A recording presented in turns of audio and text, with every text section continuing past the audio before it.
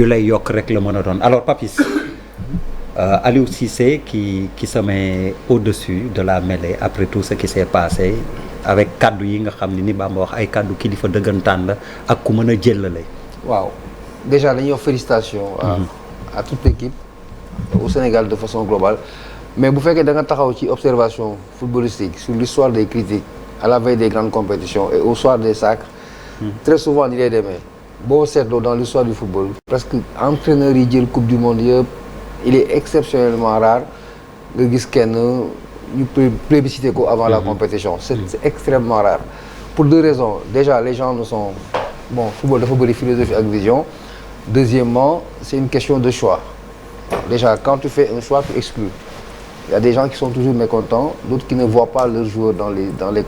sélections donc pour confirmer wala pour dëggal ne très souvent avant les grandes compétitions dafay bëri ay spéculations bëri ay contestations moo tax may waxaat la fameuse formule là que j'utilise toujours que le coach il a toujours raison avant le match donc si jamais par exemple pour le cas de Aliou on le critique pendant des années et il offre au Sénégal son premier trophée continental entraîneur ak joueur c'est pour gagner il a gagné donc tu peux mënatoo ko dugal ci carcan bu nekkul carcan excellence ça c'est les merveilles du football c'est le sport mooy résultat yi beneen affaire mooy man awma ci trop surprise et puis pour rappeler aux uns et aux autres que dafa am li ñuy wax une problématique du cycle en sport dafay tourner dafa am ay cycle pendant que les gens sont hyper performants d'autres sont en construction et buy tourner nii lay demee aujourd'hui nous sommes l'Égypte d'avant le Nigeria d'avant le Cameroun d'avant la Côte d'Ivoire d'avant c'est notre tour c'est cyclique nous en sommes à notre tour et je pense que dañ ko war a savourer conserver ko gën a creuser li nga xamante ni moom mooy écart bi maintenant sur le choix la distinction faite à certains joueurs du Sénégal mais c'est une cohérence parce que Sénégal moom moo jël Coupe d'Afrique bi donc en termes de performance moom mooy l'équipe la plus performante du continent si dernière évaluation bi moom mooy la Coupe d'Afrique des Nations donc équipe bi nga xamante ni moo gagné def compétition boobu am performance yooyu gagné c'est un collectif c'est un ensemble de joueurs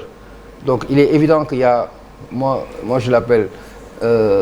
sportivement humainement merveilleux sportivement colossal c'est une exception Sadio dans une équipe mais il est dans une équipe quand même il y a des joueurs qui sont avec lui et qui le poussent à jouer et lui aussi qui le pousse à jouer donc dina am forcément ay individualités yoo xamante ne dañuy dégager wu ñëw topp ci ginnaawu Sadio Mané muy le charme d'une équipe bref c'est une équipe du Sénégal qui s'est construite et je pense qu'il va encore grandir et je suis heureux d'entendre quand Sadio dit je viens de loin et j'ai faim quand un joueur de sa trempe parce que il faut pas que Sénégalais yi fàtte ne Sadio dafa humble dafa modeste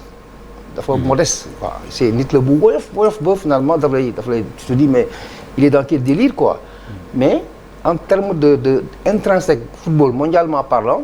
mais Sadio c'est un phénomène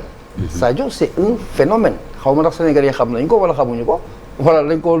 natt bi dafa des Sadio c'est une exception parce que toutes les références footballistiques dañoo nangu ñi doon douter avant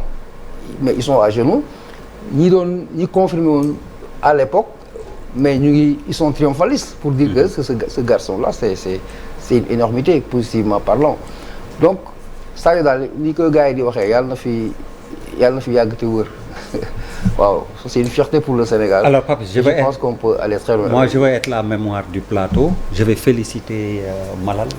Il a été le seul vraiment à avoir supporté Aliou.